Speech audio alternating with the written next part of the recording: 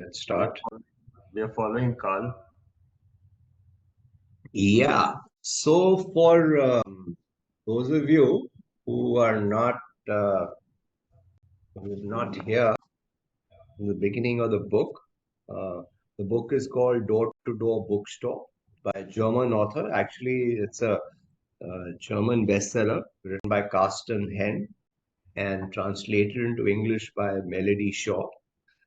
And we finished the first chapter, and the chapters in this book are reasonably long compared to some of the early books we've read. So it's about the protagonist is some person called Karl. He delivers books to his customers from the bookstore called Citygate. Citygate is an old bookstore in a German city, and he used to work there earlier with his boss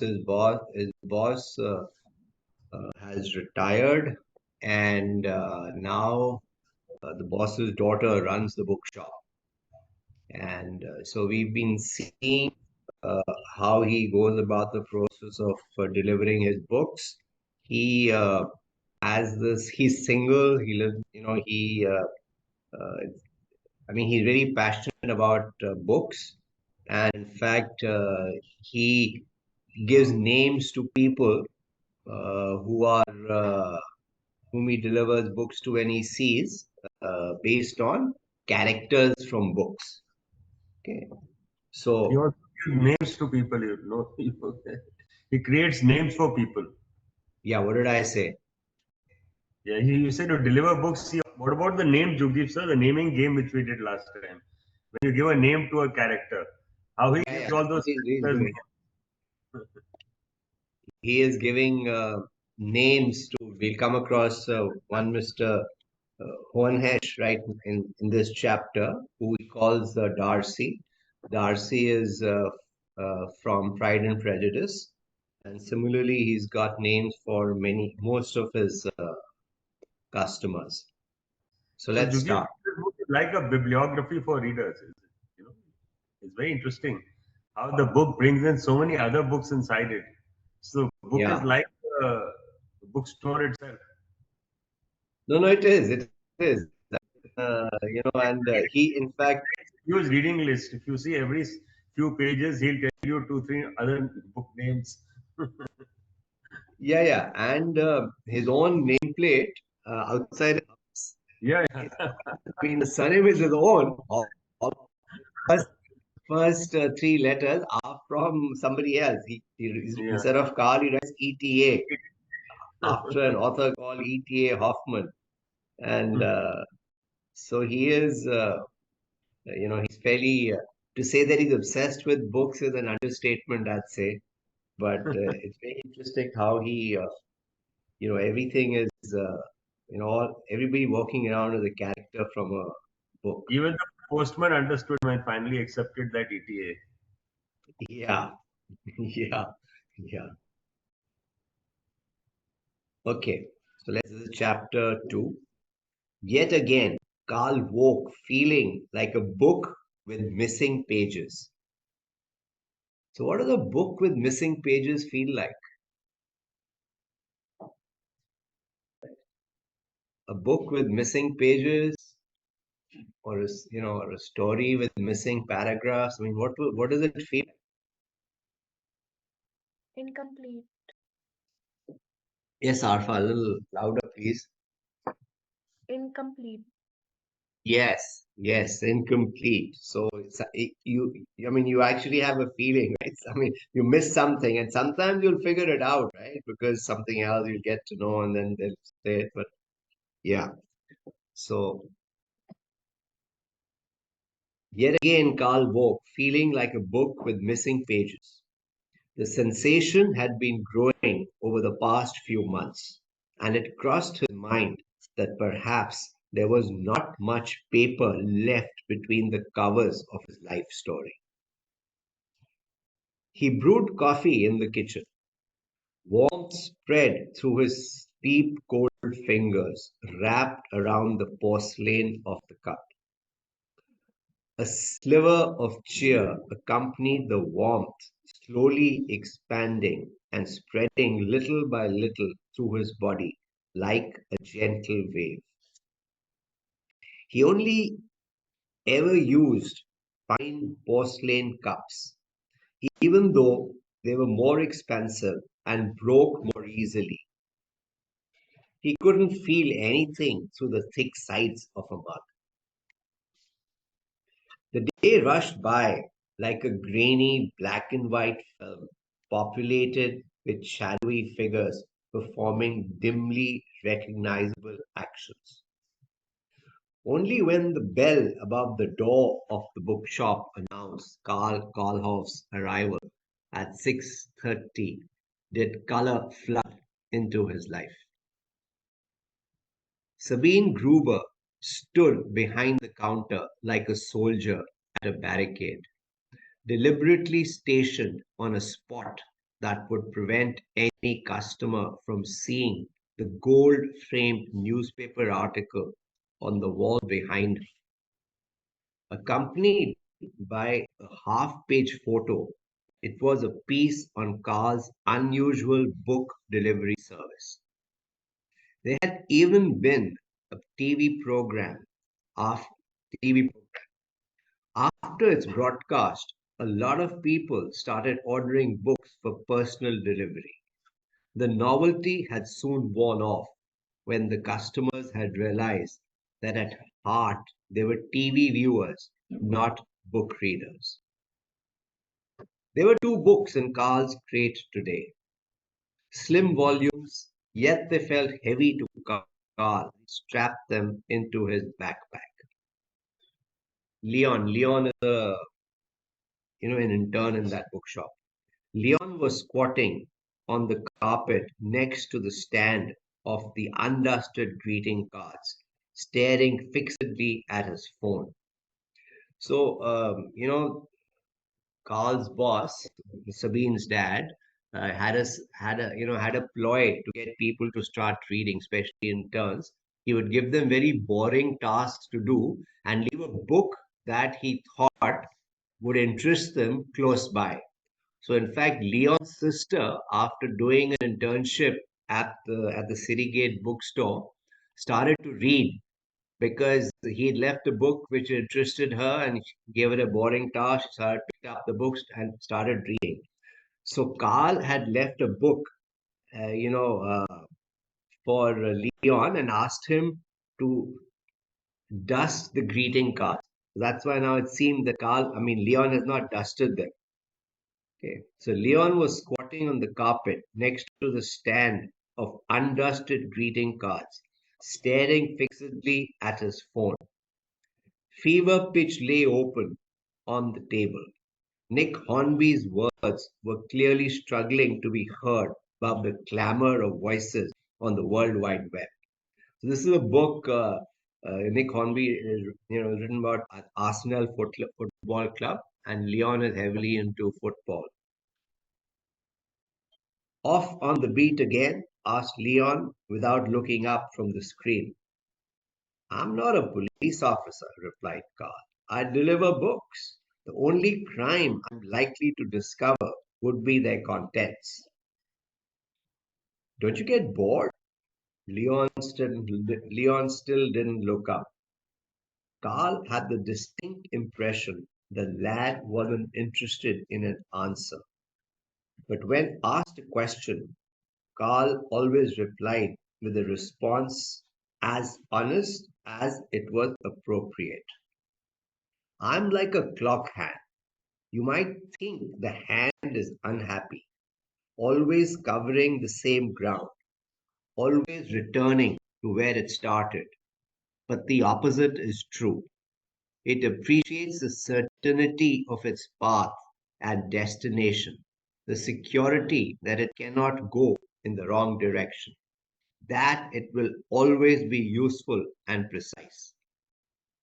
Carl stared at Leon, still did not return his gaze. Okay, I get it, he said.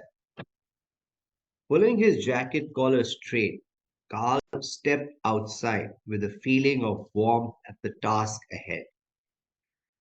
He could not know that today a different task would arise, a task much weightier than a bulging backpack.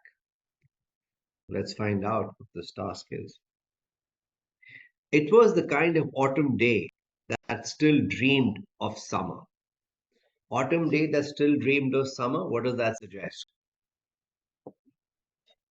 Autumn day that still dreamed of summer. It was still a little bit hot. Yes, I guess so. I guess so. Munsterplatz. Munsterplatz is a square in front of the cathedral. Munsterplatz was bathed in evening sunlight, its old walls looking young again, the old city gleaming like a new build. The moment Karl Karlhoff's feet touched the cobblestones, polished smooth by the innumerable leather soles worn by countless generations of feet, the feeling of being watched stole over him again. And he's talked about it. I mean, he talked about it earlier as well. This feeling of being watched. It was so strong. He stopped and looked around, turning on the spot like a lamp in a lighthouse. People sailed past him, some racing by like speedboats, others drifting like rafts, but none of them paid him any attention. He could feel the urgency in his legs as they twitched in time to the passing seconds, impatient to keep to schedule. He resumed walking, trying to swat the feeling away like a troublesome fly, but it would not be shaken off. Suddenly, a little girl with dark curly hair was walking next to Carl, matching her stride to his. She looked exactly like the main character in A Castle for the Princess, a picture book with a pocket full of doll clothes inside the back cover, which riders could attach to pages where the princess appeared. This is a book by somebody called Johnny Wong, who has written it for his niece, Nicole Casey. She also bore a resemblance to the heroine of The Lily and the Friendly Crocodile, who helped a crocodile fight with the villainous Casper. So I was able to find a movie with the name, but not a book actually. Admittedly, you would have to imagine these literary heroines dressed in a vibrant yellow winter coat with fat wooden buttons, accessorized with yellow knitted tights and light brown sheepskin topped boots. But undoubtedly, the most striking aspect of the small person was the leather helmet with attached goggles, clearly a fashion accessory rather than evidence of any competence at piloting propeller driven aircraft. Imagine the pollen grains blown from a sunflower into the child's face and coming to rest as freckles. They had congregated around her snub nose as though it was the most beautiful part of her entire face. Her eyes were a pale blue, more sky than sea. Let's just stop here for a second. There's a um, interesting reference in the part that we read about there were TV viewers and not readers. So, what do you think could be the difference between TV viewers and readers? What could be the difference?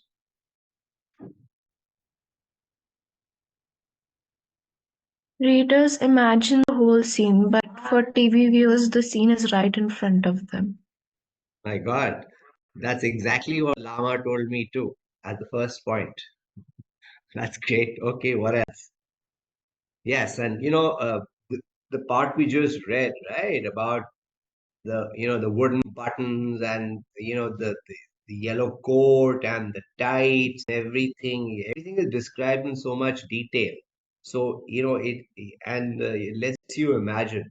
And in a TV viewer, you can just see it up straight. So what it's doing for a reader is there is some cognitive processing that's happening, right? So which is good for the brain and develops your brain, right? What else?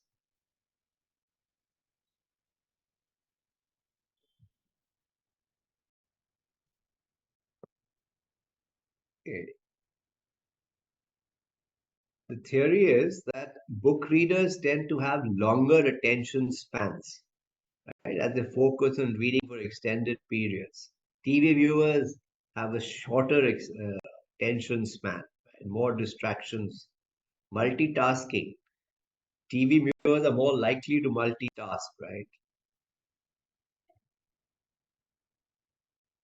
What else? Any Jugdeep thoughts? sir, Jugdeep sir, at the moment, I'm confused. I'm a TV viewer, I think, or I'm a reader. We are in a very, when the book was written, they never imagined we'll be reading the books on TV. So I'm reading the book on TV now. Yeah, but that's just a different medium, right? I mean, you're still reading, right? You're not watching something. So, yeah, I mean, you're still reading. Yeah, I guess it's about absorption, what you said. Yeah, yeah. I mean, you're reading, you're focusing. So, so it's fair enough when he said that, you know, they decided to get Carl to deliver books, and, novelty wore off and they realized they're not into reading books. And that's, I guess, fair enough, right? I mean, uh,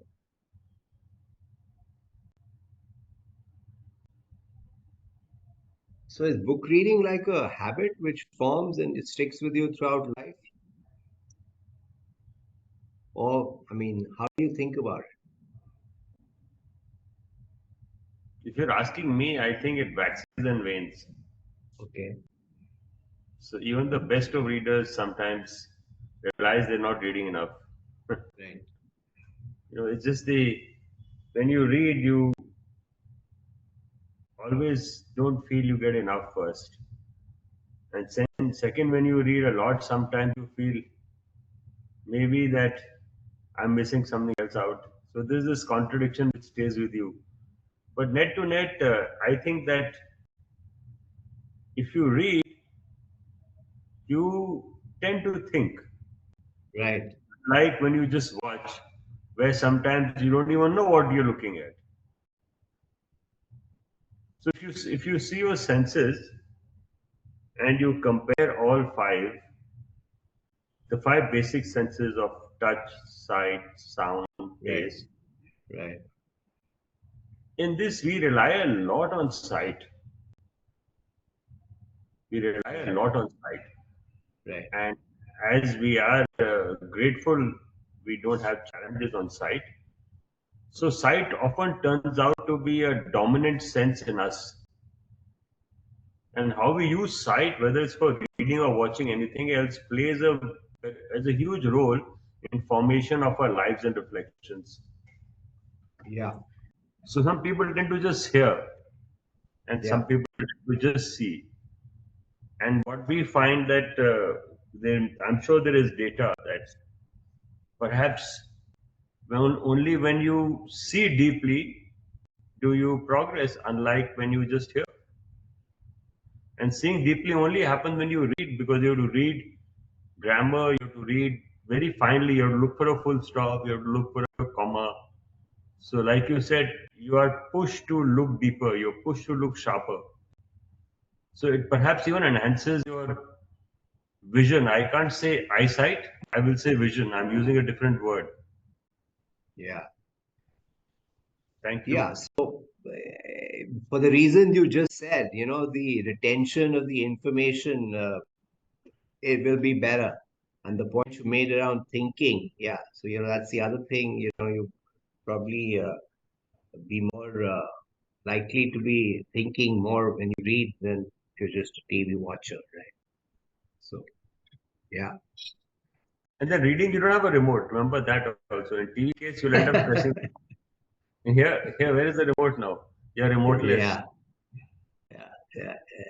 And the session, the part we read is very interesting. Of how said that the day for him passed was like most of the day was like a black and white film.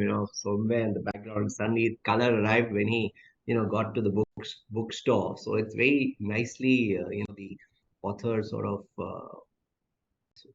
shows us the contrast.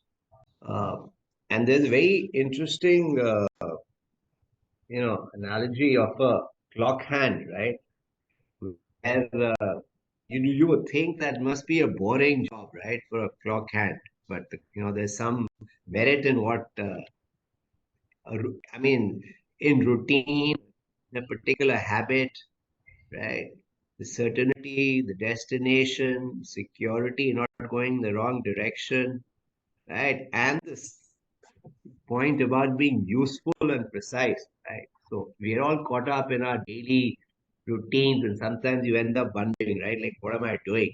But I think, when I think of a life of a teacher, I just think that you're spinning all the time, and but bottom line is that you're creating the world of tomorrow actually. So it's very very useful role that teachers are playing in society. Okay, so getting back to the book, and then this other thing of how the author uh, tells you a little bit what's going to happen in the future, right? And he talks about that he could not know that today a different task would arise, a task much weightier than a bulging backpack, and I think we're finding that out now. Hi, I'm Shaska. So when I looked at this word first, I thought maybe it's Shasa. But then I sort of looked on the internet on this site called How to Pronounce, and they suggested it was Shaska. So I'm going to say Shaska. Hi, I'm Shaska. I'm 9 years old. The way she spoke contained no demand that Carl reciprocate with his own name and age. It was information, not an invitation. She was small for her age, which was the cause of no small amount of teasing in school. She also believed she was a bit too fat, although this was in fact nothing more than the reserves of a young body. Reserves a young body lays down in preparation for a growth spurt. Carl's pace did not slow. The books had to reach their readers with all speed. They may not have been soft fruit, but he still regarded them as perishable goods. Aren't you scared of me? No. I'm sure you're not allowed to go with strangers. You're not a stranger. I know you. No, you don't. I watch you walking across Munsterplatz every day from my window. Have done ever since I could think. And I stared and I started thinking very early in life. So my dad says. And I haven't stopped since. You've been there the whole time, like the sounds of the bells ringing from the minster. So I do know you. The words bubbled out of her like a fountain. If you know me, what's my name? I don't know the names of the minster bells either, but I'd recognize them anyway, even if 100,000 million others were ringing together. The same as I can spot you out of a crowd of other people. Carl was not convinced by this line of argument. It struck him as too childlike. In that case, you don't really know me, so I'm a stranger. You are the bookwalker. That's what I call you. There, you have a name, and I know it. Carl sighed. If you've been watching me for that long, you must know I always walk alone. That's fine. You walk alone, and I'll walk alone beside you. No, Carl said. That's not possible. Although he liked children, he did not understand them in the slightest. His own childhood lay so far in the past that the memories were as faded as old Polaroids. And while he got older every year, children remained children, widening the distance between them as the years went by. He was no longer sure it was a gap he could bridge. So Carl hasn't got married. I mean, he'd taken a house assuming he'd be married, and he'd got two rooms, one for his son, one for his daughter, but that never happened. He walked on, leaving Shaska behind. The following day, Shaska was there again. At first, she said nothing, simply walking beside him and observing him. I thought carefully last night about whether you could be dangerous, because you asked whether I was scared of you. She pointed to his feet. You don't have a dangerous walk. Carl looked at his feet and watched the way they stepped. It had never, he had never thought about whether they moved in a dangerous fashion, but he had spent the previous evening considering what he would do if Shaska reappeared. The answer had been that on no account would he take her on his round. Maybe I have a dangerous walk when I have turned the corner into the narrow streets of the old city. I don't think so. She shook her head, and the dark curls shook along with it. I might be a child snatcher. No, you're not. Sir wasn't at all impressed. Shall I prove it? You're too slow.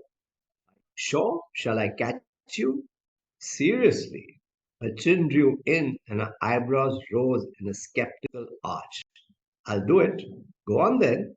Or are you still thinking about it? Karl was circling Shaska, who continued to stare at him. He waited until she blinked, then lunged forward. She dodged easily. It was a small step to one side, nothing more. He lunged again, and again she stepped effortlessly aside, laughing all the while. We play catch in school all the time. I'm the second best. Only Svenya's better than me. But she's better at everything, so it doesn't count. She's really mean too. She gives us all a mark for how good a friend we are, and she's always changing it. Carl refrained from any further attempts to catch Shaska. He'd already made enough of a fool of himself.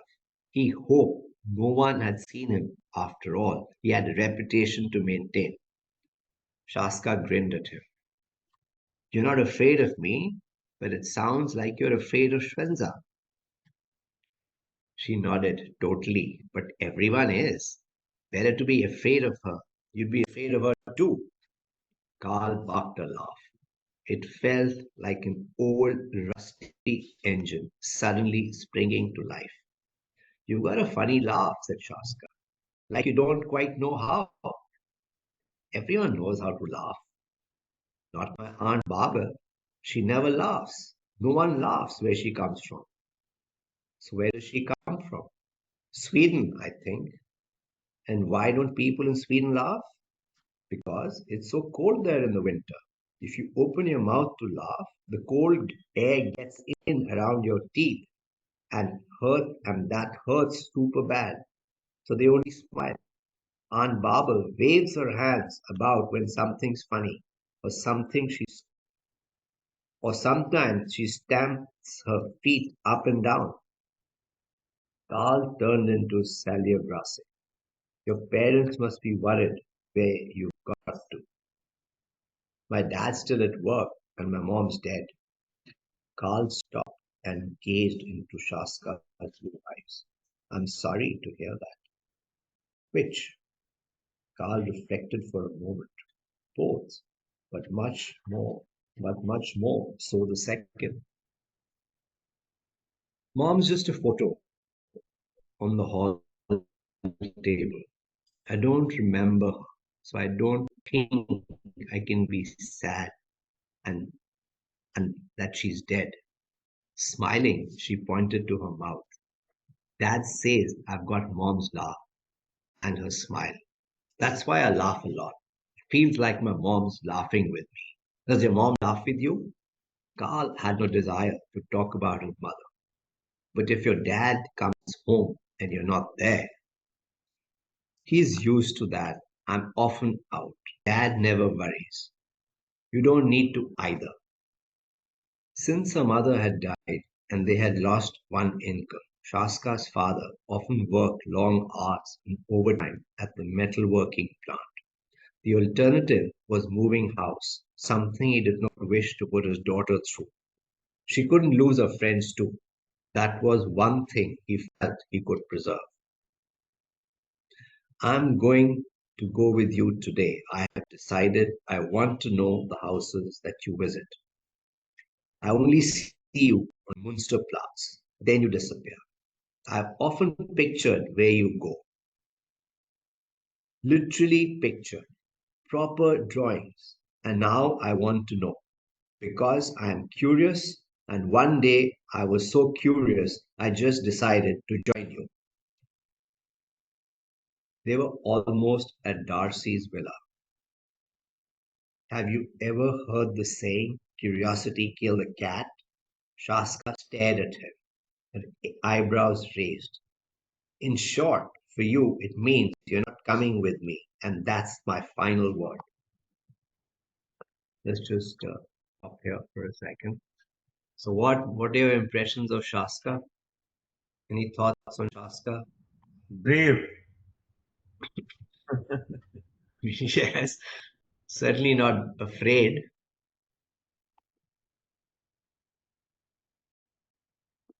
She's Any perhaps other? she's perhaps one of the students in this my good school Sunday class.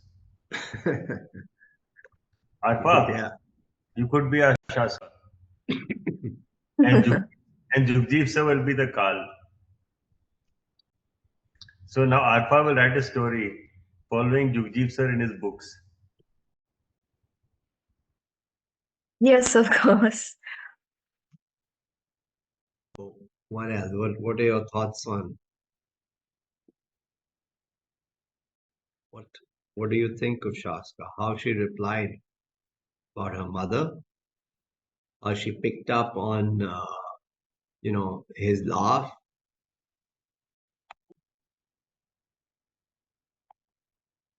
I mean, she seems extremely smart to me, right? How she's figured out who he is, what he does, and obviously she understands risks. So she's figured out he's not, it won't be risky. So makes one look forward to the book. Observant. Yeah, absolutely. She is very observant, Shona. Yep, yep. And so have you, I mean, I never come across this thing that about this other girl in their class, Svenya, who's giving marks to people, how good friend they are. I mean, have you come across something like that? Anybody doing that? Yes. Marks to people? Yeah. Yeah. One of my Okay. So tell us more. friends used to do that last year. Yeah. She shifted schools. Okay. And I don't want to say bad about anyone, but I feel like that was a really hormonal phase where she thought that everyone was using her and she was very lonely. But when we tried talking to her, she would ignore us because we didn't talk to her enough. Okay. And then she's giving marks to different types of friends, or Yes, just making you actually feel like. every girl in the class, she gave marks to them. So how much did you get? I don't remember. No one told me actually. Okay. Okay. Okay. So yeah, no, I hadn't come across something like that. I mean, give marks to folks as to how good a friend they are. It's theoretically possible, but I guess. Okay, any other thoughts on Shaska? I mean, it's very interesting to me how, I mean, Carl is going about his daily business and he's not used to laughing either. And suddenly, when he's having to laugh, it's not coming out properly. So caught up in his daily routine, right? Okay, let's get back. The following evening, she was back. Shaska had devised a cunning plan. Whatever ingenious arguments she presented for accompanying Carl, he always had a better counter argument. So she would say nothing and simply tag along. With every step, Carl waited for the words which never came. And as he had no idea what to say to her, he said nothing. They walked a while together, and Carl decided to allow her to accompany him because she was being so quiet, but only for today. And even though he was convinced it was a mistake, he glanced at her. Not a single word. You stay completely silent, of course. And don't do anything silly like children do. I never do. No annoying my customers. I never annoy anyone. I'm making an exception just for today. Do you know what an exception is? Of course. I'm not a kid anymore. I'm nearly 10. Chaska had to take 2.5 steps for every one of Carl's, her stride uneven next to his, and the steady beat of his leather soles was replaced by a rhythmic tempo as they walked together.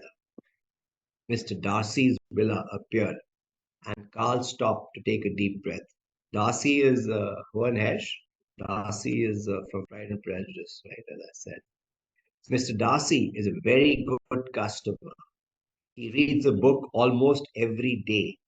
A whole book? Yes. Wow. Shaska gave a nod of respect. I guess he doesn't do much else. She looked at the villa. The house must be full of books right up to the roof. A villa full of books sounded like paradise to her, or at least the kind of paradise she was capable of imagining. It was not her classic paradise, with candy floss trees and chocolate fountains. But Shaska was certain a 9-year-old would be allowed an entire collection of paradise. I don't think Mr. Darcy is very good with children, warned Carl as he rang the bell. At that precise moment, he felt a distinct affinity with the man. The gentleman of the house opened the door and immediately closed it again, having seen only Shaska and amusing and assuming she was collecting for charity.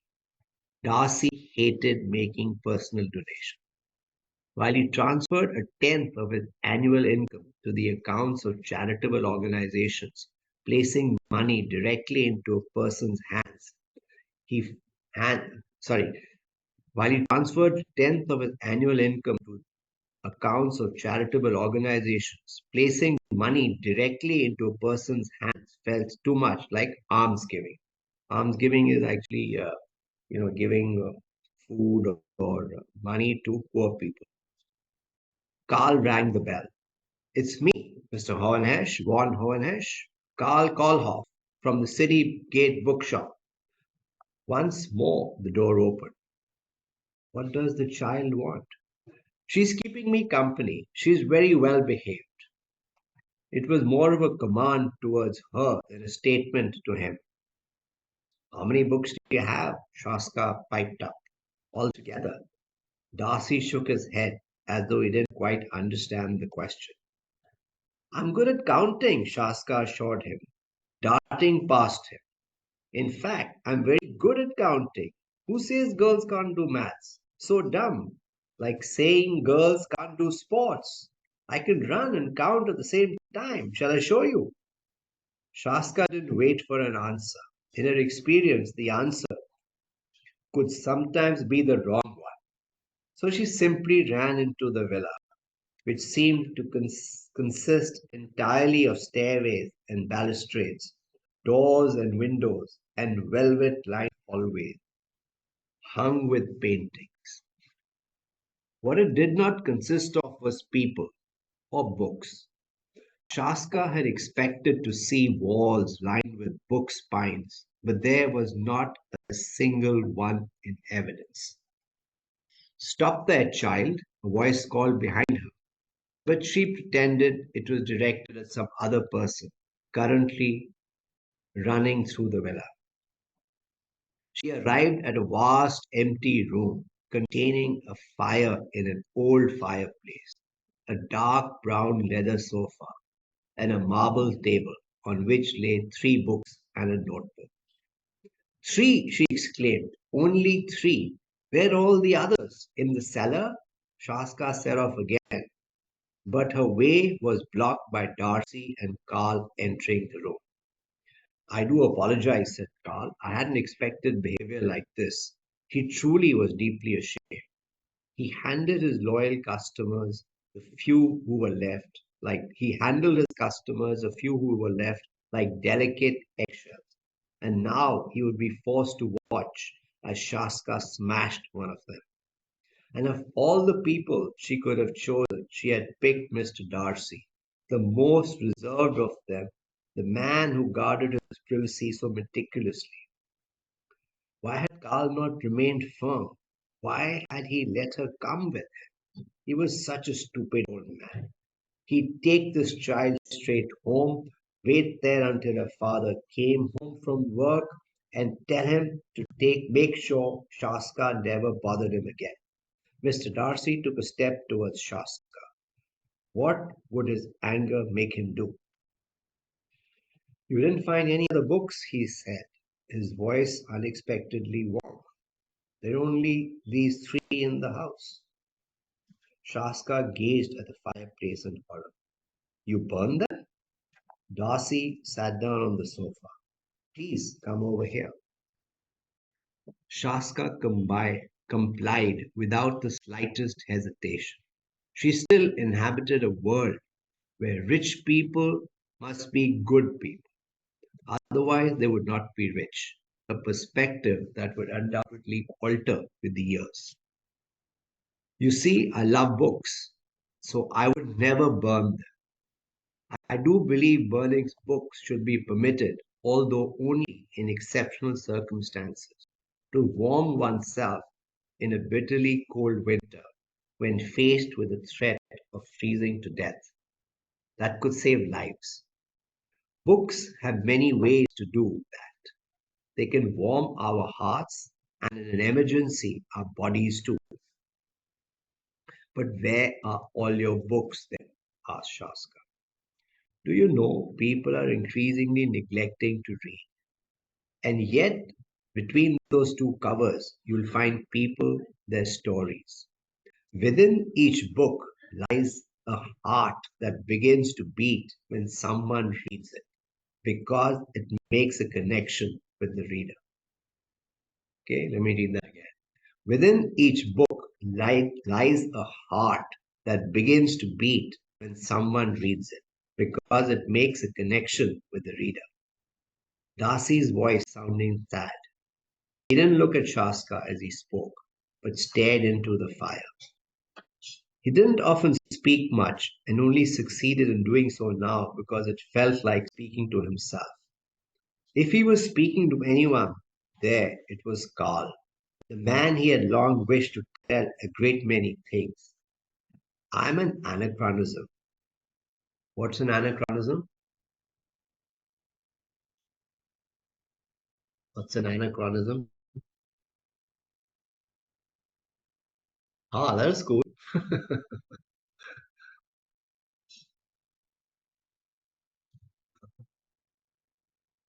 Outdated.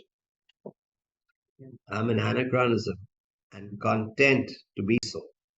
I'm a slow moving object in an ever accelerating world, and I do so want people to read. Darcy picked up one of the books from the modest pile. Everything I read is taken directly to the old city library for others to enjoy before the paper degrades. Degrades? Shaska let the word slide over her lips.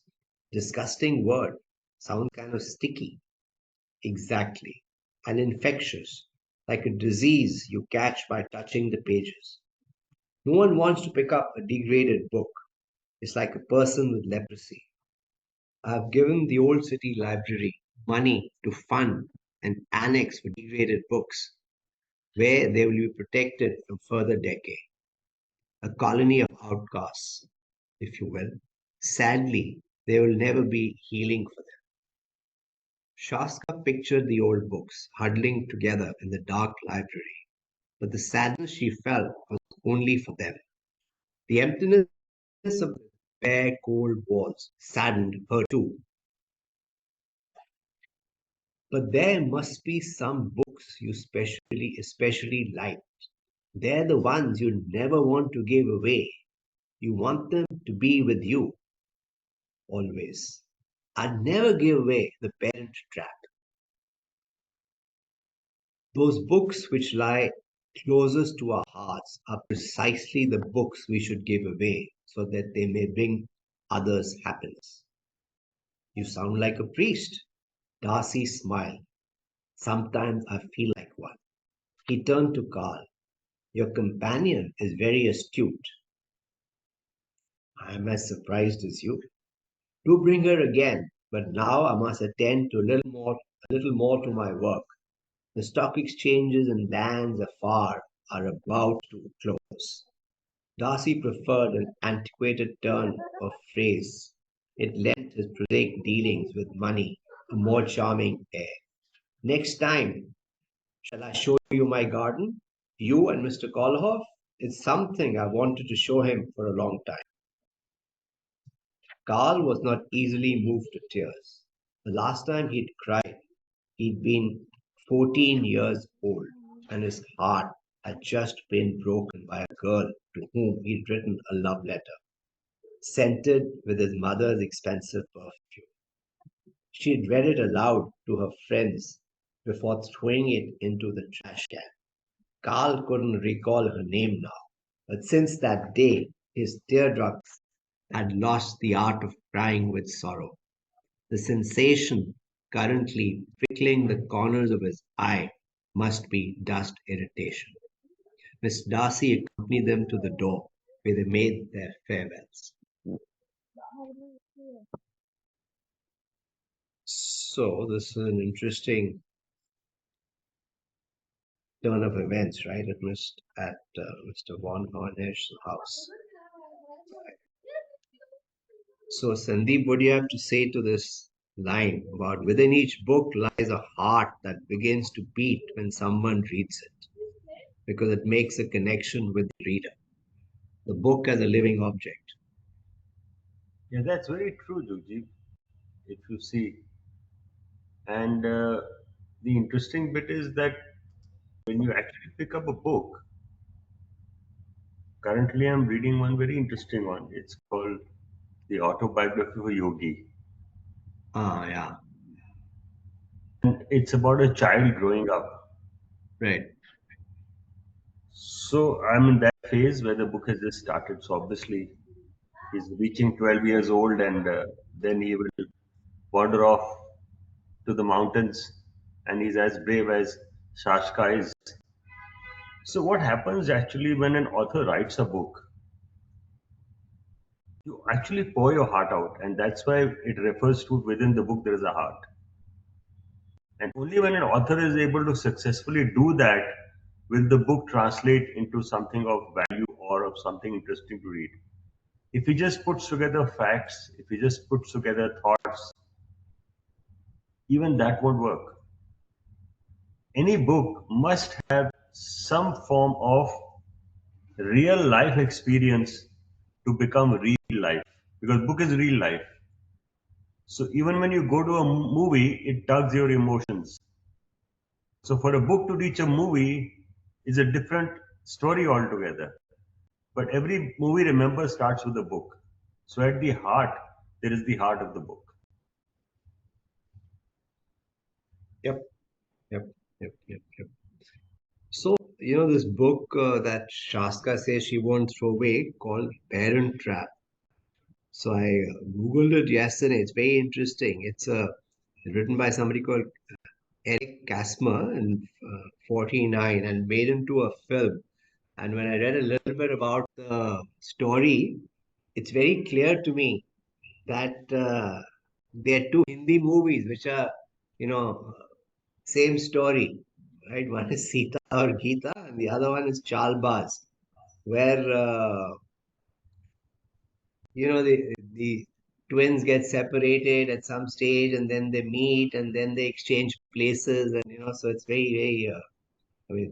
I mean, I remember watching Sita or Geeta as a kid. It was very, very, very nice. Yugji So sir, that's what fed.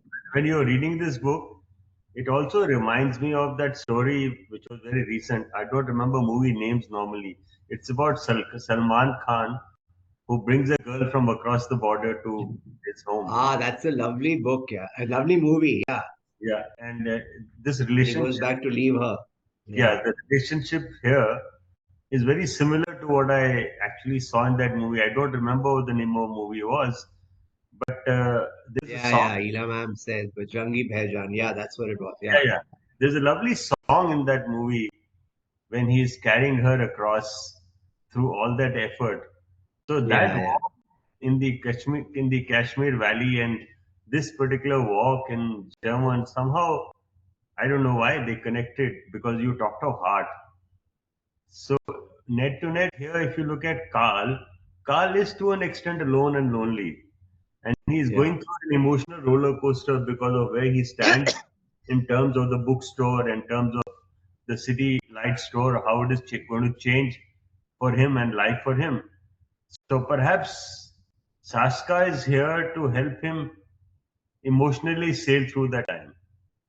And similarly, in that particular movie, also in Bajrangi Bhaijaan, how emotionally Salman gets connected with the little girl.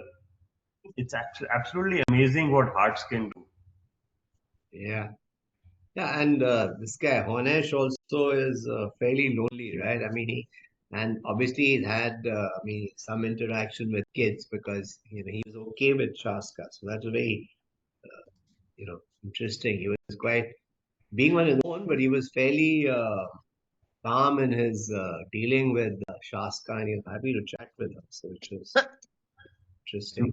Jugdeep sir, this is also mentorship. Also, if you see, there is some mentorship elements in this also.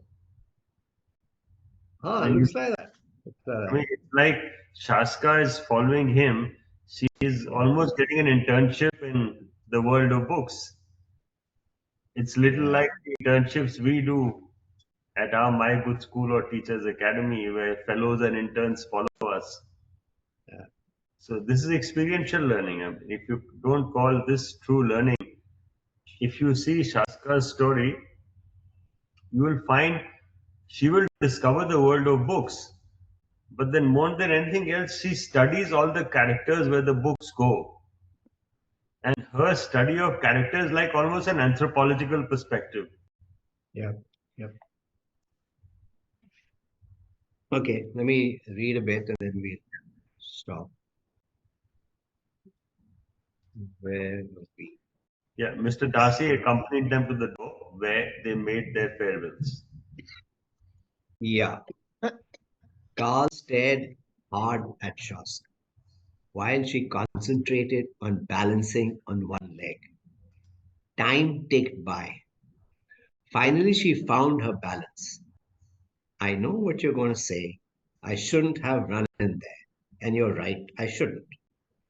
Carl nodded. And you'll tell me you have you'd have liked to be out of there by the ear back to my dad. She raised a stern finger. And I should never, ever, ever come back. Carl did not know. But now the man was so nice and invited us in. You can't say that anymore. Because there was a good thing I did, running in there, even if it was wrong. That's why you don't know what to say. Because you've got two voices in your head and you've no idea which one is right. I'll make you a deal.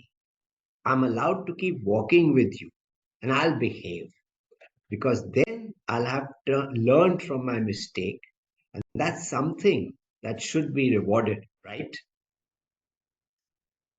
You seem to have thought it all through very thoroughly. It all popped into my head on the way down that long hall. I've got to get going, said Carl, setting off with a shake of his head. The other books in my backpack need to go to their people. What about me? Asked Shaska. I don't know how to go home from here. Carl stopped. Did that come to you in the long hallway as well? Shaska nodded proudly. Just in case the other reasons weren't enough. Carl took a deep breath. No more running into anyone's home, not even if you're curious. Nope, I Anisha, won't. Anisha, please flip the page. Honestly, Yeah. stepping forward, Shaska held out her hands, hooking her little finger around Carl's. Her smiling face was a picture of innocence. Pinky promise. She shook her hands up and down to the beat, and the promise was sealed. So we seal here today. Yeah, It's a pinky promise. Are you going to read next Sunday? absolutely. Next Sunday, by the way, is Lina's going to be coming. Yeah. So, So I need to explain the link we are using for Lena is her own for 3 sessions, Jugi. So which is the link shared by them. So the link we are using as of now is not that link. So Lena's link is a separate one. You have that with you. So this particular link which you are using today will expire today.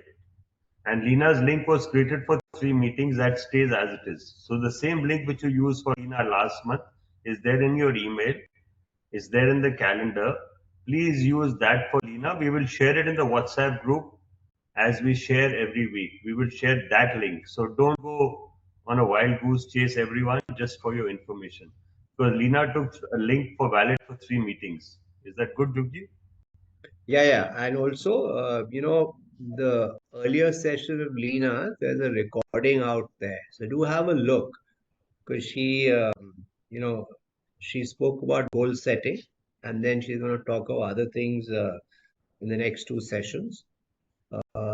If you don't have the background, Lena runs something called Dreamtime Learning, and she is trying to bring education based on how she thinks the future, how she thinks education should be for the future that is looming in front of us, right? Yeah, Jugji, So I how this think, works is very simple. It's not the future, it's the past tense. Education was done better in Gurukuls, and Gurukuls were like micro schools.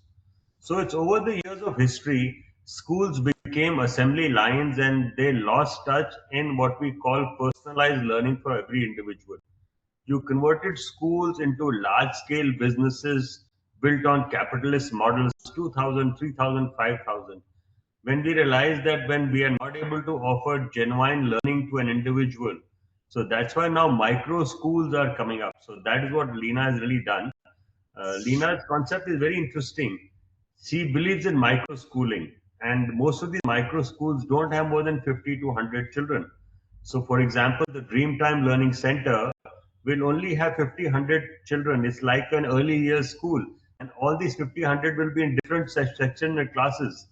They learn only online. Their sessions are online. They go to the center for reference, for work, for exams, or whatever they want. And centers are very small, like early years facilities. So they create learning centers in cities, which keeps the cost of setting up school low. They customize learning to those 100, 120 children who sign up from that local area. You may not have a center, but you can still sign up and visit the nearest center. So this is like really customizing learning. It's tailor making learning.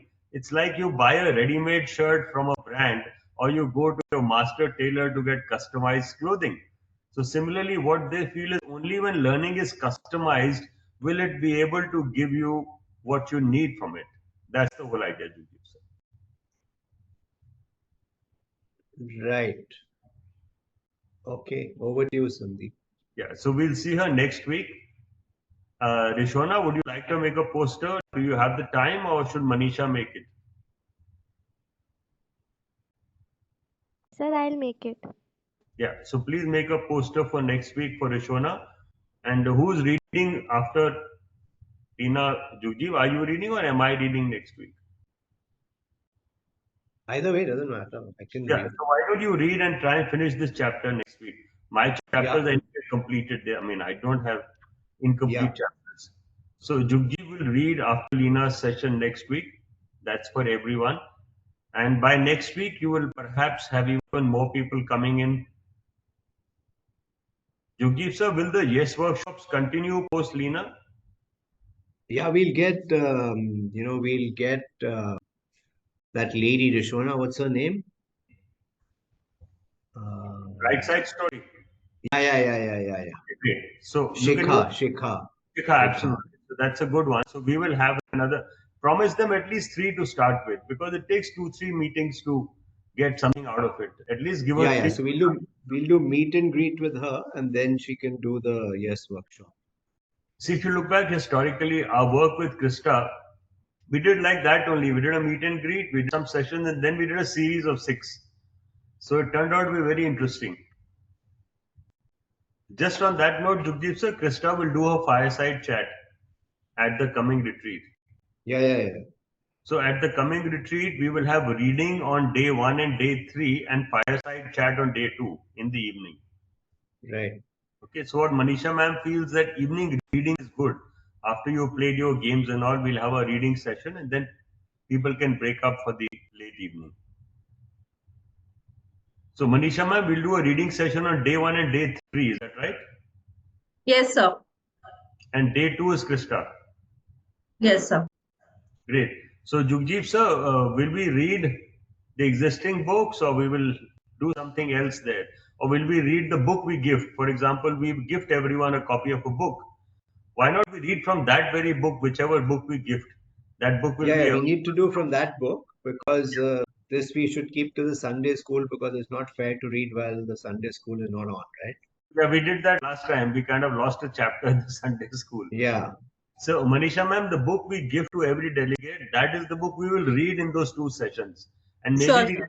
we can have participants read, because that may be possible, Jugdeep sir, when we are sitting Yeah. by the fireside.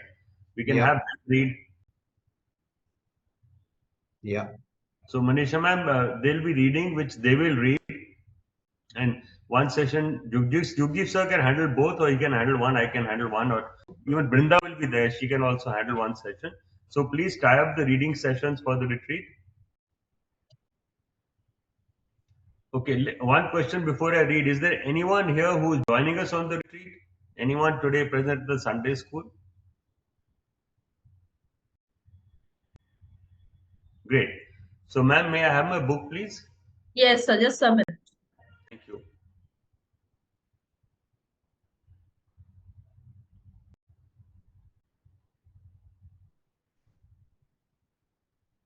Jugdeep sir, yesterday's master class, do read the comments before the blog, below the blog. This huge reflection. This is a record yesterday. Beautiful That's reflection. good. That's good. I was there, but You were I there as that a, Zoom, yeah, I saw the you. Zoom thing, Yes, the yes. Zoom doesn't work for me. That thing where what I don't know. I mean, You mean I the don't know panelist why, link but is not working? The panelist link doesn't work. yeah. I mean, ask me to some email. I mean, I've tried all my emails. It doesn't work. Yeah. So why don't you do us one thing? Should we try some other email address and make you a panelist? I mean, just resend it. Just send something on either my Yahoo or Gmail because I can't understand. I mean, why it shouldn't work because And just for the knowledge of everyone, most of you today joined, and I had to make you a co-host, but you all have panelist access. You get various emails. So just browse your email carefully. You can actually become a panelist or a co-host yourself, because you have access and your emails are there in a calendar. Thank you so much. So, shame and regret on that note, that we are learning and regretting what we are learning and testing. Very interesting. So this book is very fascinating, Jugdeep sir. How the animals behave, and last time also very interesting nuances which come across.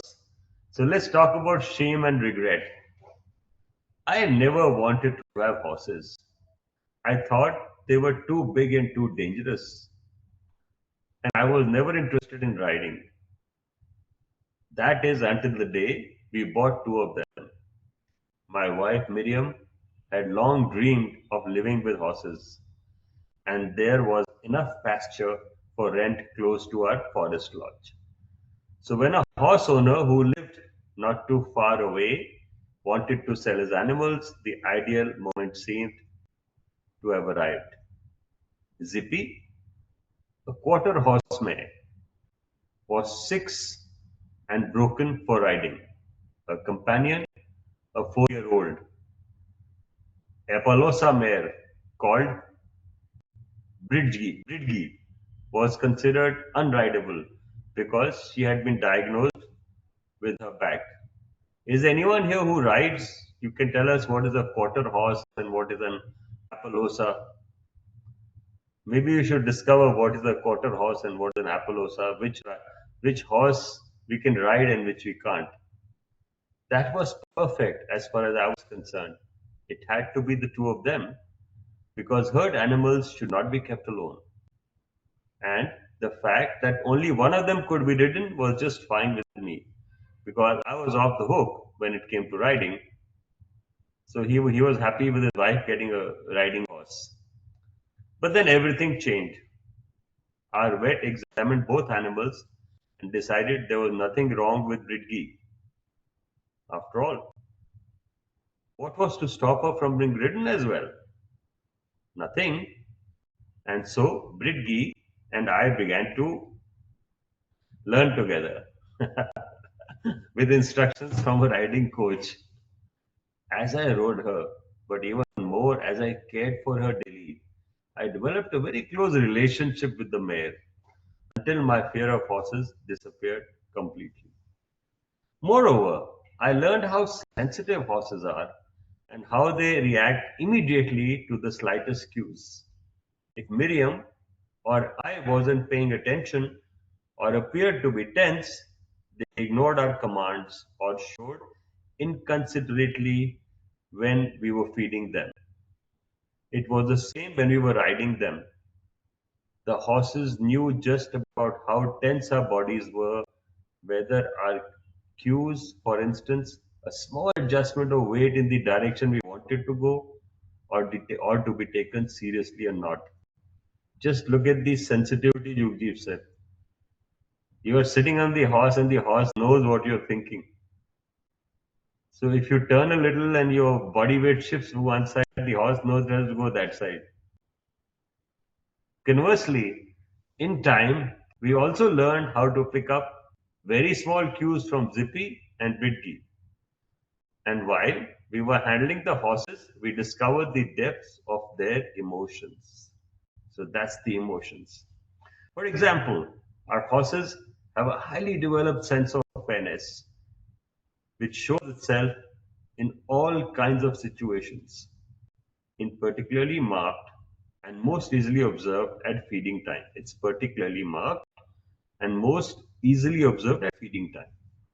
Zippy, at the age of 23, no longer digested pasture grass very well and would slowly waste away if we didn't step in to improve her diet. So every day at noon, she gets a large scoop of concentrated grain based feed. If Bridgie, 3 years her junior, has to watch, she becomes petulant. Manisha ma'am, can you show the meaning of petulant? It will pop up on the screen. Yeah. Petulant means, please read the meaning, Manisha ma'am. It just popped up a while ago. You point again, it'll pop up. Yeah. Childishly, sulking or bad tempered. He was moody and petulant. Petulant, shake of the head. So it's more being moody. She dances around and lays her ears back. a guarded threat. In short, she sulks. So that's about being moody. So we throw her a handful of feed, which we spread out in a long line on the grass, because she has to separate the feed from the blades of grass. She spends just as long eating as her older companion in the manger with her larger portion. That sets the world to rights as far as Witty is concerned. We noticed the same thing with training. The horses clearly enjoyed being ridden in the small riding ring, not just because of the exercise. They have plenty of that because they spend the whole year out in a large pasture. No, what the horses really enjoy is the attention we pay them when we practice different moves and the praise and pats we give them when something works out well. As we spent time with our horses, we noticed the stirring of another emotion. They can feel ashamed or embarrassed just as we can. Despite her 20 years and lower ranking, Bridgie sometimes behaves like a silly and naughty young thing. When she's one of those moods, she won't come directly to us when we call. She prefers to take another turn around the pasture at a gallop, or tries to grab something before we have given the command. Time to eat! Then we reprimand her, which we do by making her wait just a little bit longer for her food until she starts behaving herself again. Normally, she takes the rebuke in her stride, but if the older Zippy is watching, she turns her head away sheepishly and starts to yawn. You can tell just by looking at her how embarrassed she is. Or to put it another way, Bridgie is ashamed of her girlish behavior. Humans too mostly display shame in front of other people. In fact, it is somebody else's presence that makes them awkward for us. Clearly, it's the same for horses. And I believe that many social animals experience similar feelings. The underlying reasons for these emotions have not been researched in animals, but they have been examined in people, and this gives us an idea why shame and embarrassment exist at all. The person in question has transgressed social rules. They turn red and lower their gaze to signal submission. The other members of the group see their misery and, as a rule, feel sympathy for them, which means that the person who made the misstep is usually forgiven.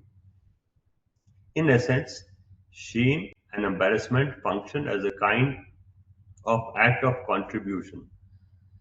They are mechanisms for asking for forgiveness. So, see how he's explained shame and embarrassment. So, when you are embarrassed, means you're feeling you've done some wrong. And if someone uses shame, the person cares for you. That's why the person is reminding you that you need to be corrected. It is still mostly assumed that animals cannot feel ashamed or embarrassed because to do so, an individual must be in a position to think about their, ma'am, please, next page,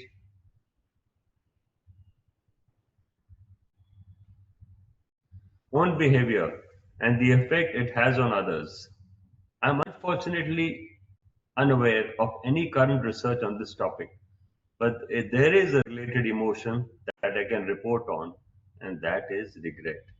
So there is shame, there's embarrassment, and there's regret. So my question here to all of us and for reflection, what happens when you feel regretful? What happens inside you? Arfa, you want to answer that? Rishona, you want to answer that? Anyone? What does regret do for you?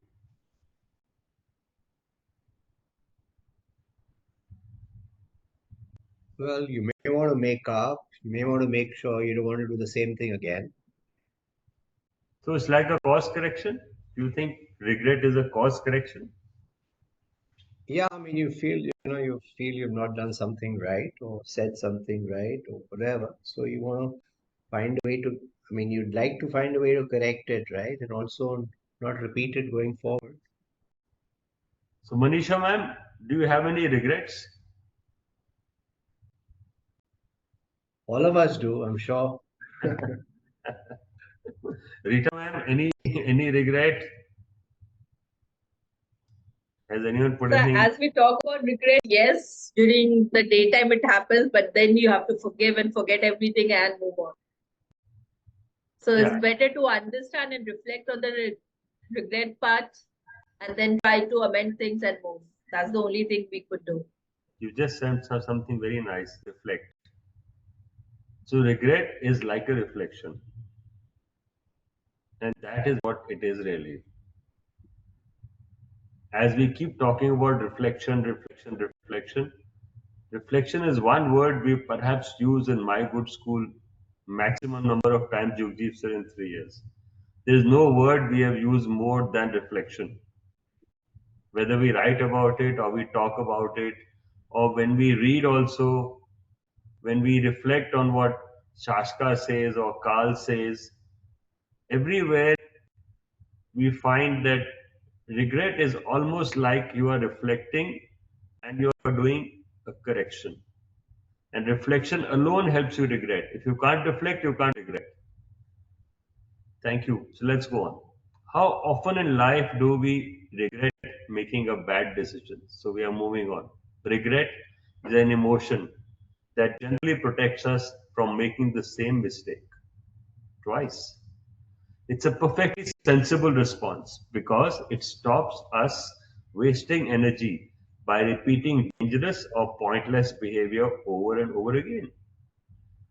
And if it makes that much sense, then it also seems obvious to look for such an emotion in the animal world. Researchers, before I tell you something here, let me tell you, many of us have dogs, and you must have experienced the dog has done something impish, something naughty. It will not look into your eyes. You're out of home, you locked your dog home and is messed up somewhere. So when you come, the dog will be avoiding you because the dog knows there will be correction, there will be a reprimand. And that's why you realize that they do have the emotions and they do feel a sense of regret. Researchers at the University of Minnesota in Minneapolis observed rats with this in mind. They built a special restaurant row for rats, a ring with four spokes leading in four different feeding zones. When a rat came to the entrance of one of the spokes, a sound indicated how long the wait for food would be. The higher the sound, the longer the wait. And now the rodents began to act like people. Some lost patience and went to the next spoke in the hope that they would be served more quickly. Sometimes, however, the sound was even higher there, meaning the wait time would be longer. Now the animals looked wistfully back in the direction of the spoke where they had just been, but they also grew more determined not to change the zones again, but to wait longer for the food. People react in similar ways. For example, when we switch queues at the supermarket, check out and realize we have made the wrong choice. It happens on the tollway, Jugdeep sir. When you see there are fewer cars here and there are more cars there, you always tend to go on there are fewer cars. And it will always take longer there. The car before you will take longer than you can anticipate. The researchers detected patterns of activity in the brains of the rats similar to those in our brains when we mentally replay our shopping predicament. So shopping queues also behave like that. That's what makes regret different from disappointment. The latter kicks in when we don't get what we are hoping for. Regret kicks in when we don't get what we are hoping for. In contrast, we feel regret when we also realize there could have been a better outcome. And researchers Adam P. Steiner and David Reddish discovered that rats can clearly come to the same conclusion. If rats exhibit these feelings, doesn't it make sense to look more closely for such feelings in dogs?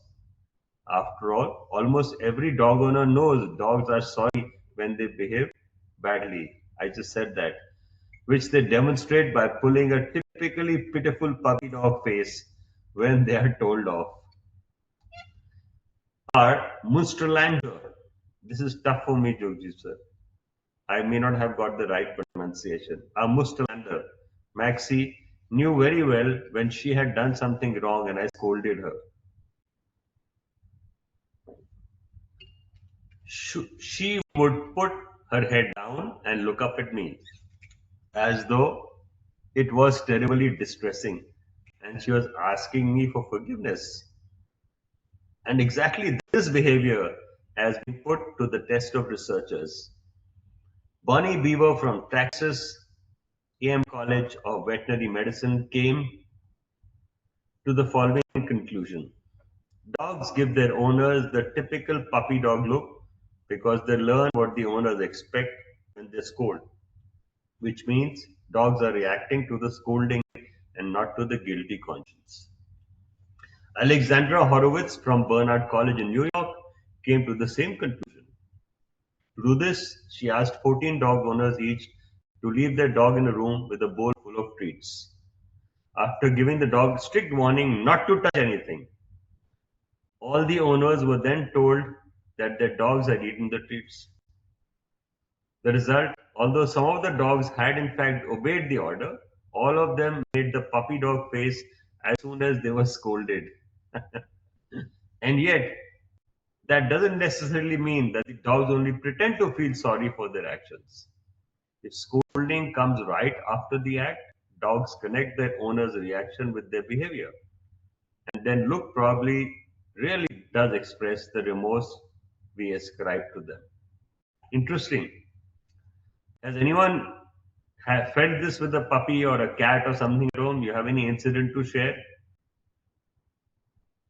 where your dog has looked at you, हाँ मुझे माफ कर दो, folding hands, dog standing up on two legs, spare me. Anyone has had a dog experience to share? There's no dog lover here, I think Juji said. Well, my life has gone to dogs. I have dogs everywhere, so good. So maybe you could write our story of your experience with your dog or whatever animal you have, whatever pet you fancy. You may want to write the story and your relationship. That could be part of your reflection. Let's return once more to the feeling of fairness, for that definitely existing in the animal kingdom and not just among horses. If you live in a social group, things need to be fair. According to the dictionary definition of the term justice, it means that every member of the community should be treated equally. If they aren't resentful, quickly bubbles to the surface, and if this resentment is constantly led by further injustices, it can lead to violence. In human communities, laws are supposed to protect everyone's interest.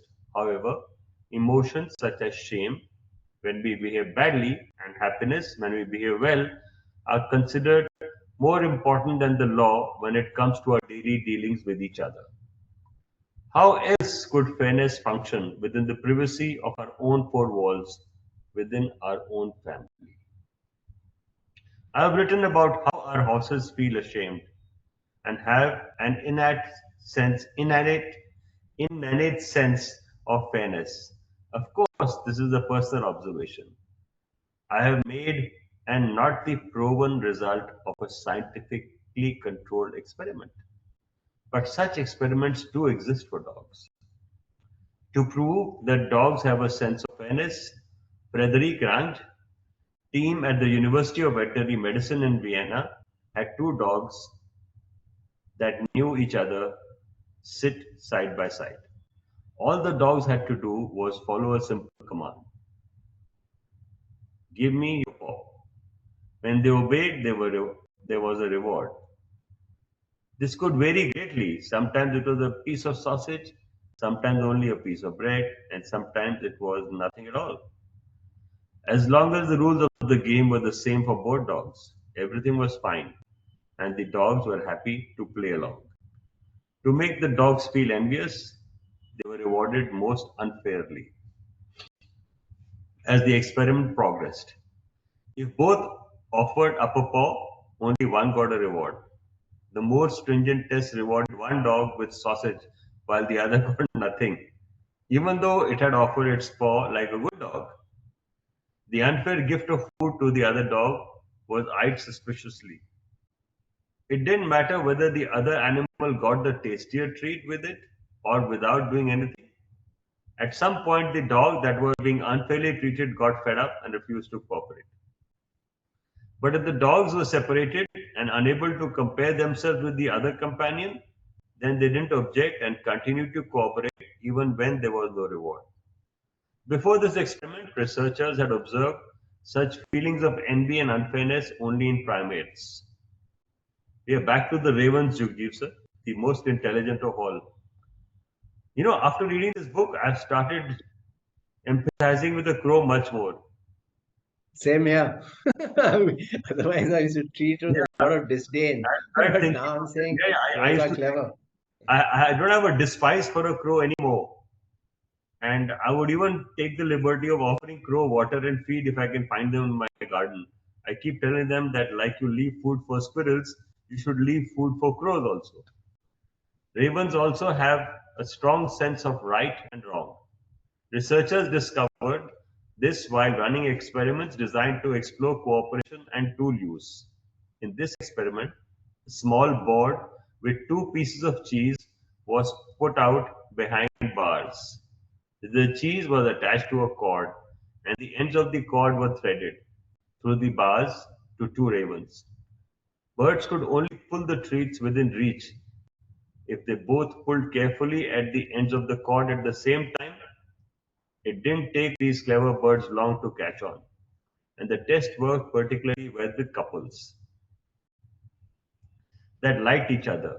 But what happened with some teams was that after successfully pulling the cheese closer, one of the ravens snapped up both pieces.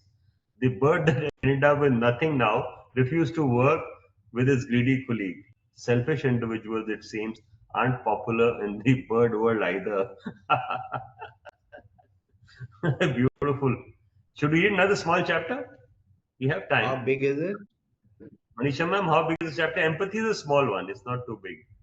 You can just see the Okay. contents on top, Manisha ma'am. There's a spiral notebook on top near the bookmark. Just click there. The spiral notebook. It's This 15 minutes for this chapter. lovely. So we'll read empathy, Jugdeep sir. Yeah. Yeah, good with everyone here. Anyone you feel you want us to break here? And it's been a long morning. We've seen some numbers decrease, but if others feel, let's have a show of hands if you want us to read empathy. Rishona, you have time. Arfa, you have time. Ila ma'am, should we read the next chapter? Sir, I won't suggest it because empathy is something to discuss in detail. Yeah, Rishona, you want to say something? Or just raising the hand because Sandeep said to raise. Sir, I think we can read this chapter for now. If you want to discuss anything further on the chapter we just said, we can do that, or we can start with this. Lovely. So I think we will go what Rishona says. She's a school captain. Ila ma'am, your voice will be heard in the Teachers Academy. Okay, sir. Thank you. So here we go. Empathy. Here students lead. And yesterday's writing was all about this. Let students lead. Yesterday's masterclass purely focused on students leading with examples of students leading. By the way, some of you at my good school should replay yesterday's video. It's very interesting. I played it in the morning. It is a very good conversation on how Shomi's worked in law and school seminar and how it gives students opportunity to actually lead. So empathy is also definitely part of that. Empathy. The commonest mammals in the forest are also among the smallest representatives of this class of vertebrates, wood mice. They are pretty little things, but because they are so small, they are difficult to observe, and therefore, many woodland walkers are not that interested in them. करने वालों को भी पता कहाँ पकड़ना Please mute, please watch.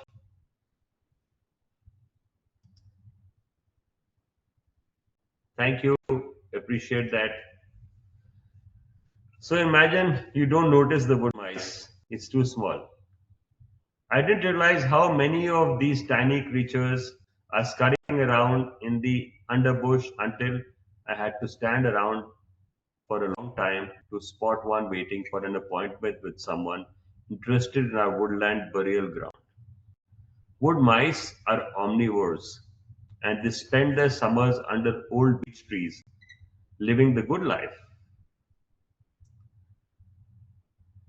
There are birds, insects, and other small animals aplenty, so they can take it easy and concentrate on bringing up their offspring. But when winter approaches, to avoid the worst of the cold, the mice set up their living quarters at the foot of mighty trees, usually where multiple roots cover the forest cover. The roots create natural hollows, and all the mice need to do is enlarge them a bit for this purpose. So, how mice make their home? Wood mice are social creatures, so a number of them usually share the same space. That's interesting. When they snow on the ground, I can sometimes spot the traces of a drama that played out among the roots. A trail of small paw prints leads to the trunk of a beech. A marten on the move. The martens love mice for breakfast. The tracks lead to a root hollow, and now I can clearly see signs of the whole lot of scrapping and scratching. Not only did the marten nonchalantly dig up the hidden hoard of mouse food, but it might even have dug up one of the mice. What must that have been like for the other mice? Were they simply afraid of the marten, or did they also realize that its activities caused one of their own to suffer? So, we are talking about empathy, we are talking about feeling. What happens when they lose their loved one, their brother, and their family member? As researchers of McGill University in Montreal have discovered, they would have been clearly averse of their fellow mouse's suffering. Aware, sorry, not averse. I used the wrong word. Averse is very different and aware is very different. As researchers at McGill University in Montreal have observed, they would have been clearly aware of their fellow mouse's suffering. The researchers observed evidence of empathy in the tiny mammals, the first non-primates in which such emotions have been documented. So find out what are primates and what are non-primates. The experiments themselves, however, have anything but empathetic. The researchers caused painful injuries by injecting acid into the mice's tiny paws, or another experiment pressed these sensitive body parts onto hot surfaces. If the mice had observed other mice undergo similar torture, they experience considerably more pain than if they went into the experiment unprepared. On the flip side, the presence of another less traumatized mouse made it easy for the test subject to endure the pain. What was important was how long the mice had known each other. There were clear signs of empathy if the animals had been together for more than 14 days, which is typically the wild mice in Central European woodlands. But how do mice communicate amongst themselves? How do they know another mouse is suffering and experiencing a private hell? Find this out. The researchers blocked the mice's senses one after the other. First sight, then hearing, smell, and finally taste. And though mice like to communicate through smell and make shrill ultrasonic calls when alarmed, surprisingly enough, in the case of empathy, it is the sight of suffering companions that trigger their response. So when a marten fishes a wood mouse out there from a cozy root hollow in winter, the other mice must endure their own few seconds of terror. We yet know how long such feelings of empathy last. We don't yet know how long such feelings of empathy last. So when I come across the marten's tracks in the snow, I have no idea whether their sympathetic responses and the upset they cause are still distressing the tiny inhabitants below. But how does empathy work with mice that have only recently joined a group and are therefore not yet fully integrated? Clearly, it is considerably less intense, and in this respect, mice are no different from humans, which the researchers at McGill University have discovered. They compared the empathetic behavior of students and mice and concluded that empathy for family members and friends is much more pronounced than empathy for strangers. The reason for the same for all the experimental subjects: stress. Stressed individuals are less affected by the suffering of others. Strangers are often the cause of the stress, and the sight of them releases the hormone cortisol. To verify this, researchers carried out another experiment, this time using a drug that blocked the production of cortisol in both students and mice, and the feeling of empathy increased again. Find out what is cortisol and what it does to you. And domestic pigs yet again show their feelings when it comes to empathy.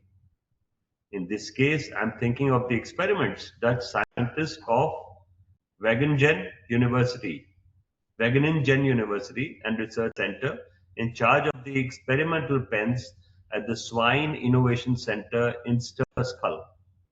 Here they played classical music to the pigs. Don't worry, the researchers weren't trying to find out if the animals are fond of bark. Rather, they got the pigs to connect the music to small rewards, such as chocolate-covered raisins in the straw. Interesting. Over time, music triggered particular emotion in the pigs and the experimental group, and now things got interesting. For other pigs were added that had never heard such sounds and therefore had no idea what they meant. Despite this, they experienced the same emotions that affected the musical pigs. If the pigs were happy, the newcomers also played and jumped around in contrast. If the pigs were so scared, they urinated on themselves. And newcomers caught the feeling and exhibited the same behavior. Pigs clearly can experience empathy.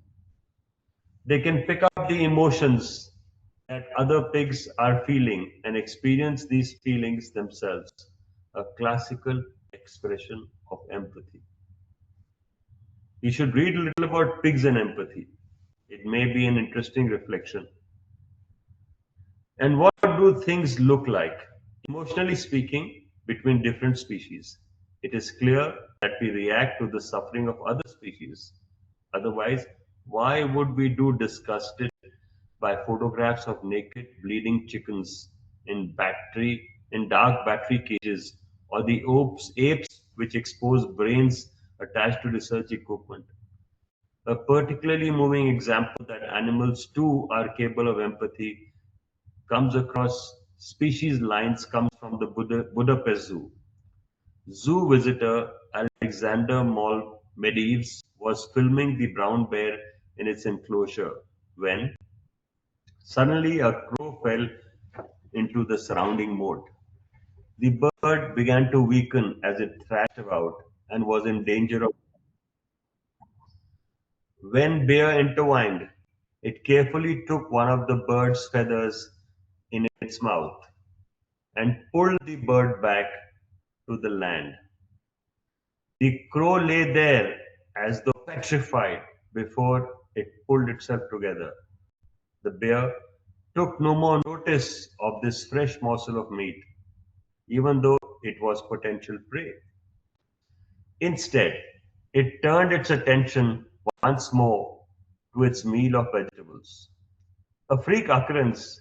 Why would the bear do such a thing when it clearly had nothing to do with either the urge to eat or the desire to play? Very heart touching experiment you give, sir. See the empathy the bear felt for a different species altogether and did a little rescue. We've also, in your media these days or in social media, you often have.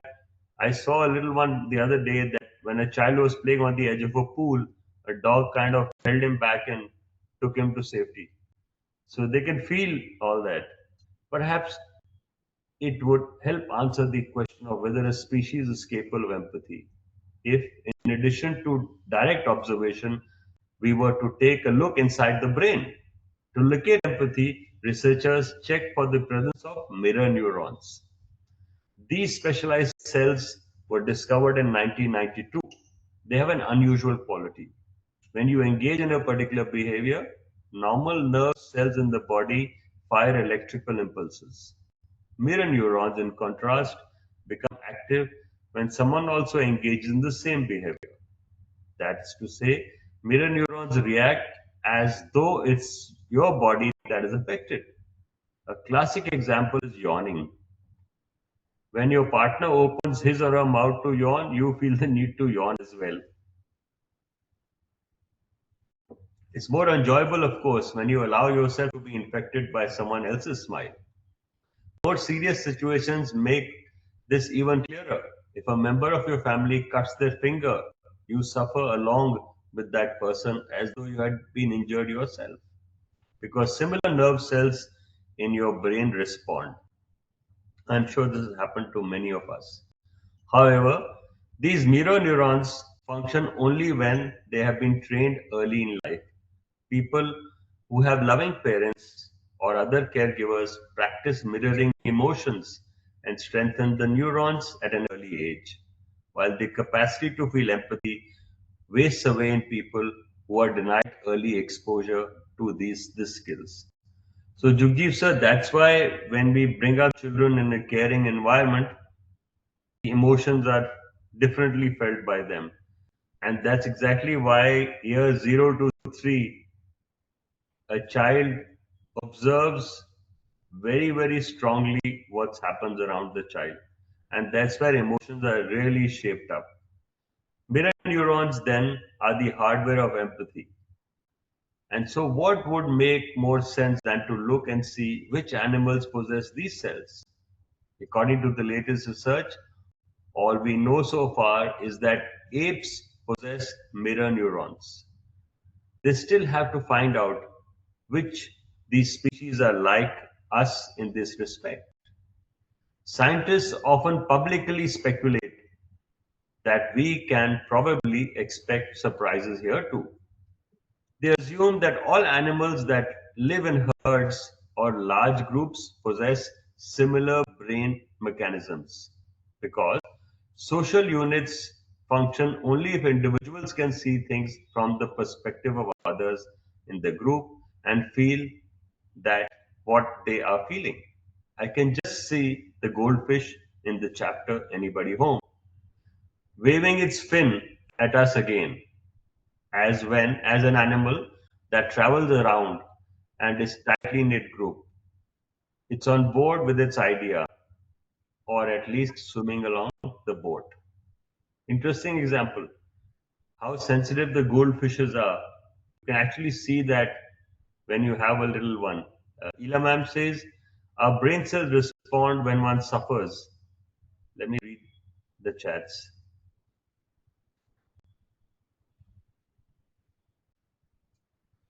Oh, Kunal has shared a lovely picture. Our brain cells respond when one suffers. He somewhere turns resistant to overcome the problem. Yeah, it should be we. Thank you, Ilaman. That's a good thought. Then my note taker went away, got tired, can't write anymore, which is okay. That's one message.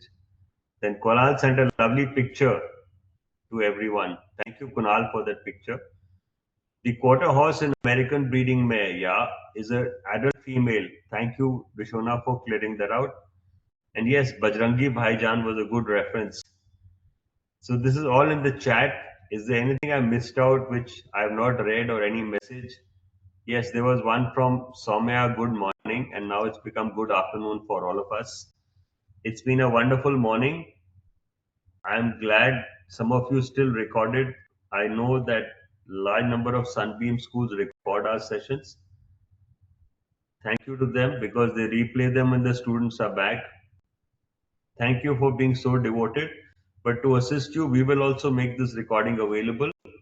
All our recordings are available online. I will just share screen with you to give you an idea as to where all our recordings are. Yeah, this of course is the school weekly I'm writing, so don't look at this.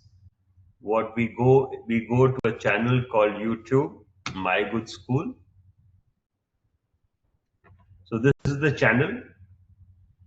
The videos are all here at My Good School. The channel handle is at My Good School. You will find the video here, Jugjeev sir, on 16th March. This week we had the master class yesterday. Then we had building schools with a soul on Friday, and we had discovering poet music on thoughtful Thursdays. So there were two presentations. One is the actual presentation which our friend Jatin sir had done, and there's a recording of the session. It was a very fascinating session, Jugjeev sir. My first lesson to understand what is music. And I think it was very nice that Brinda took a day off and gave the whole session to Jatin. So we were able to get a beautiful introductory music lesson. So if you are interested in music and perhaps now at this age when I'm trying to figure out what is music, it was a wonderful session. So this is last week. And the week before that, Jugjeev sir at Sunday school, master class, learning and leadership at school. The week before that, in this week, you'll see the poetry video is missing. That's a podcast. It's a SoundCloud. So how do you get all this information together in one piece? It's very, very easy. Just go to gsi.in.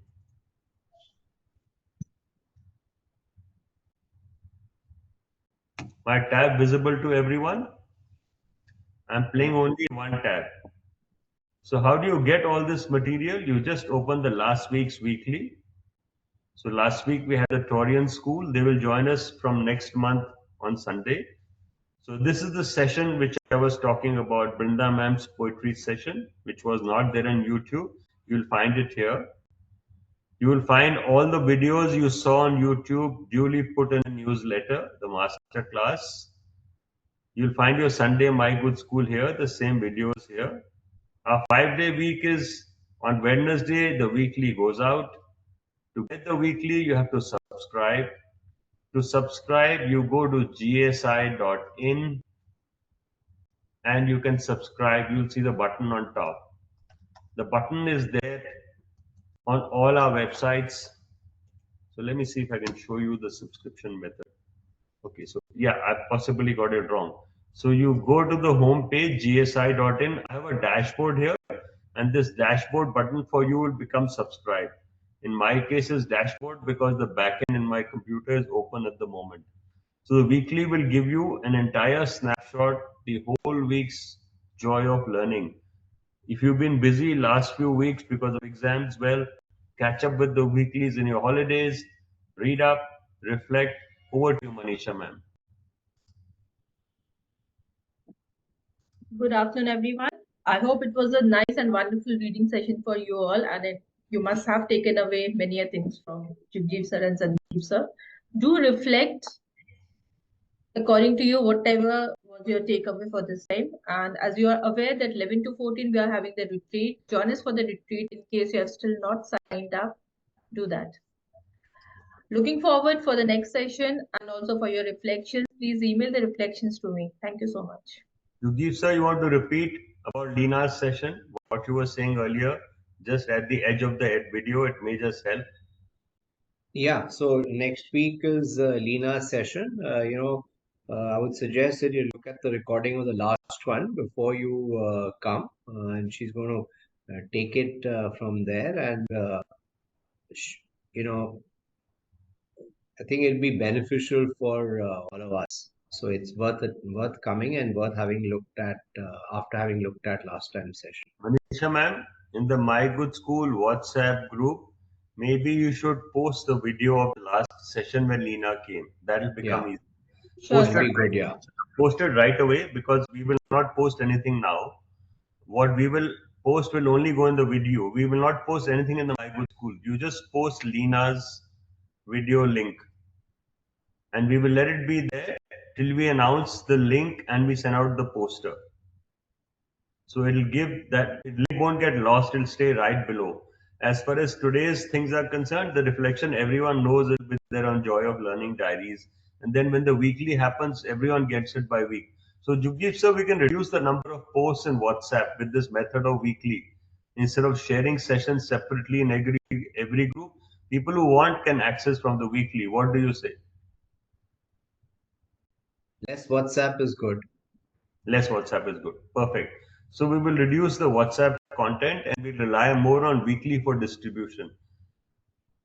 Perhaps if you want, we can post the weekly once a week if you think that is right. Yeah, that'll be better because access and people figure out where it is. So post the Yeah, because weekly some and people don't then subscribe, people don't have yeah, emails, people don't subscribe. A lot of us use only WhatsApp, we don't use email. So to yeah. facilitate that, we will just post the weekly link on Wednesdays and don't post anything else on that day. Write in the community on top, which is the Good School Alliance community. So weekly will be available to you on priority every Wednesday. After the weekly on Wednesday, Thursday evening is a poetry session. The poetry session, the teachers have hijacked it, but I would love to see interns and fellows as they come back to season. It'll be nice to have you there because you will pick up some interesting cues on how poetry can help in learning. Friday is a book reading. Currently, we are reading My Good School. The book after that, next one could be Yoga Nanda Paramahan's book or whatever. We'll see how it goes. But as of now, we are reading My Good School. I also had a thought of reading to that book about library, Jugjeev sir. Whatever you are looking for is there in the library. So even that's interesting. So as a part of Brewing Knowledge Friday, the whole idea of Brewing Knowledge Friday is extending what Jugjeev sir is telling us about books and appreciation in Door-To-Door Bookstore. So Brewing Knowledge Friday, because it is brought to us by the English Book Depot, actually will focus more on observing the life in a bookstore, more on books that connect with books and books. So, on how do you explore books? That will be the focus of Friday's Brewing Knowledge sessions. The Saturday is the master class, which picks up a book of professional learning. The next master class book is Productive Failure. Jugi said it's come on Amazon, it's available now. So it's Okay. good for us. I saw it this morning, it is available. So it really makes it easy now because the last 3 months the book was only being sold in US. And the author gave me fascinating data. He said 500 copies a week were being sold by Amazon in the US for the last 6 months, which is very good for a hardback professional book. 500 copies a week in hardback is very good. It started with 2,000 in the first week. So they sold a reasonable number in the US. Now, of course, the book is available on Amazon India. So this book is for the Saturday masterclass. Jugjeev sir and me are reading on with our two books. As far as my next book is concerned, is again going to be Peter's next book on nature. So we've read about trees, we've read about animals, and now his third book on the trilogy is about nature. Yugi sir's book is a long way off, so maybe my nature book will start around the retreat, and I may carry a copy to show it to you there. Reading on the retreat, yes, Manisha and me are working on it. It could be my good school, like we give every year, because participants are new, Yugi sir. So new people come, we can give the same book. It's easy to read. Students can read, children can read, and we'll have them read chapters there. In those two readings, we will try and finish at least half the book. What do you say, Manisha? That will be wonderful. Actually, they'll be able to understand what my good school is and we are going to take it further. So in that case, Jugji sir, are we all good that we order about 30 odd copies of My Good School because I need to give the bookstore time to get it? Yeah, sure. So Manisha ma'am, then you've decided on the gift. It will be My Good School, and instead of Jugjeev sir and me reading, people present there will read. With the book, we all will follow. So it's not a question. No one will not have the book. Everyone will have the book in this case. So it'll be nice to read, and they can take the books home after that and finish them when they go home. So now at the retreat, we look forward to reading My Good School. So thank you. It's been a wonderful morning. Enjoy the afternoon. Maybe have a siesta after lunch, Jugdeep sir. It's Sunday. Yeah, but Kunal has raised his hands, you know. Okay, Kunal, over to you. Yeah, I guess we had a conversation later. So I think we might be gifting the record book of My Good School, which we have in stock already. The record book which we were talking. Okay, so what Kunal suggested that like a logbook, we have a record book which helps you keep record of what you learn in your school. In service, skills, sport and study. So Manisha ma'am, we'll give that also. Don't worry because don't worry about that. Let's order a few copies of those. I think we may have some stock. It's called the My Good School Record Book. These samples, when they go to the schools, they can design similar with their brand. It's like a report card. It's like a formative assessment what you can use in a good school. So Kunal has a brilliant idea. So we'll have to order a few copies of those also so that our students and teachers can carry back a sample of how to make a logbook in a school. A logbook to keep track of service, skill, sport, and study. Thank you, Kunal, for bringing that up. Somewhere in the email, just put a marker to Vimal or someone, or even Surinder, whoever you feel, that they should pack record books and they should pack My Good School. Yes. Anything else, Kunal? No, sir, nothing. Manisha ma'am, over to you to close. Thank you everyone for joining. Looking forward for the next session. Lina ma'am's session and Jugdeep sir will be completing the chapter. Do write your takeaways from today's session. Thank you. Bye. Bye bye. Take care. Bye bye.